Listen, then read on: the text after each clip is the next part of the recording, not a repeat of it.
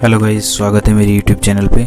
Guys, अगर video आपको अच्छी लगे तो प्लीज़ चैनल को सब्सक्राइब कर दीजिएगा, वीडियो को लाइक कीजिएगा और जितना हो सके उतना शेयर कीजिएगा। गाइस, आपके सपोर्ट की बहुत ज़रूरत है क्योंकि अभी चैनल जो है ये नया है और हमें आगे भी अपने चैनल पे ग्रो करना है, ठीक है।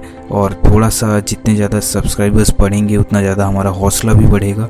तो प्लीज़ चैनल को सब्सक्राइब करें, वीडियो को लाइक करें। तो चलिए बात करते हैं आज हम एसेंचर के बारे में। जी हाँ, सही सुना आपने। एसेंचर में एक आपको लेटर ऑफ इंटेंट मिलता है। तो क्या होता है, ठीक है, और कैसे मिलता है आपको लेटर ऑफ इंटेंट, आज हम इसी के बारे में बात करेंगे, ठीक है। तो बेसिकली लेटर ऑफ इंटेंट आपको मिलता कब है, क्या होता है, ये छोटी सी वीडियो में आपको हम ये समझाएंगे बस, ठीक है।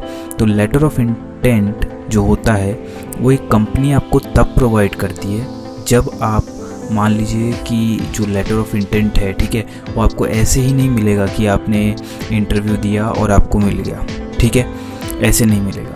लेटर ऑफ इंटेंट आपको एक कंपनी तब प्रोवाइड करती है जब आपने कुछ लेवल्स, कुछ क्राइटेरिया आपने उनके पास किए हों, ठीक है, कुछ लेवल, कुछ क्राइटेरिया पास किए हों, तब आपको लेटर ऑफ इंटेंट दिया जाता है, ठीक है। अब आप सोचेंगे कि ये लेटर ऑफ इंटेंट हमें जो मिला है, ठीक है, ये इसका मतलब क्या है और अगर मिला है तो क्यों मिला है, ठीक है, और इसका टाइम पीरियड क्या होता है। तो मैं आपको बता देता हूँ दोस्तों कि जब आप एक कोई भी कंपनी होती है, ठीक है, उसका अगर आप कोई क्राइटेरिया पास करते हो, ठीक है, कोई इंटरव्यू पास करते हो, क्लियर करते हो, तब आपको लेटर ऑफ इंटेंट दिया जाता है, ठीक है। आपको एक कंपनी की तरफ से मतलब आपको एक लेटर प्रोवाइड किया जाता है जिसकी कुछ लिमिटेशंस होती हैं, कुछ टाइम पीरियड होता है। उस टाइम पीरियड के अंदर आपको हाँ या ना में जवाब देना होता है। अगर आप लेटर ऑफ इंटेंट को एक्सेप्ट कर लेते हैं तो वो आगे मूव करते हैं। जैसे कि बेसिकली एसेंचर में क्या होता है कि कुछ ये मान लीजिए आप कि जैसे एसेंचर है, ठीक है, तो एसेंचर में क्या है कि इनका पूरा एक जर्नल हायरिंग प्रोसेस होता है, ठीक है, जर्नल हायरिंग प्रोसेस। अब जर्नल हायरिंग प्रोसेस जो होता है इसमें कई सारी चीज़ें आती हैं। तो जब वो कोई स्टूडेंट कंप्लीट कर लेता है उस जर्नल हायरिंग प्रोसेस को, तो उसको एक लेटर मिलता है जिसको बोलते हैं लेटर ऑफ इंटेंट, ठीक है। वो एसेंचर की तरफ से प्रोवाइड किया जाता है क्योंकि हम यहाँ एसेंचर की बात कर रहे हैं, ठीक है। तो एसेंचर की तरफ से आपको एक लेटर ऑफ इंटेंट प्रोवाइड किया जाएगा जब आप कुछ राउंड क्लियर कर लेंगे एसेंचर के।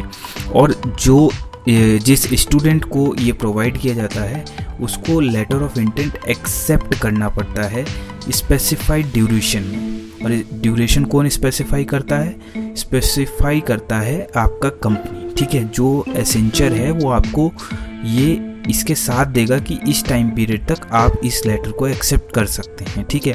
अगर आप उसके बाद इस एक्सेप्ट करते हैं या उस टाइम पीरियड में नहीं करते हैं तो वो लेटर ऑफ इंटेंट उसके बाद, उस टाइम पीरियड के बाद उसकी वैल्यू कुछ नहीं होगी, ठीक है।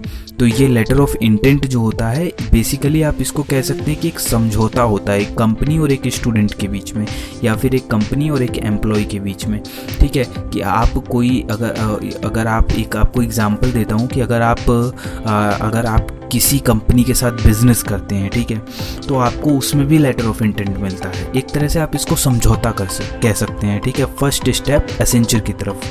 अब कोई स्टूडेंट है, ठीक है, उसने इंटरव्यू दिया, उसने इंटरव्यू देने के बाद उसका सिलेक्शन हुआ, सिलेक्शन के बाद उसको लेटर ऑफ इंटेंट प्रोवाइड कर दिया जिससे कि अब वो आगे की जो स्टेप्स हैं, ठीक है, उनको वो कंप्लीट कर सके और वो अपने जो टर्म्स एंड कंडीशन है एसेंचर को उसको एक्सेप्ट करते हुए आगे की तरफ प्रोसीड करे। आशा करता हूँ कि ये वीडियो आपको अच्छा लगा होगा। प्लीज़ चैनल को सब्सक्राइब कीजिएगा, सपोर्ट की बहुत आवश्यकता है। कोई भी डाउट हो तो प्लीज़ कमेंट सेक्शन में आप मेंशन करें, आप अपना जो डाउट है वो लिखें, उस पर हम रिस्पॉन्स करने की पूरी कोशिश करेंगे।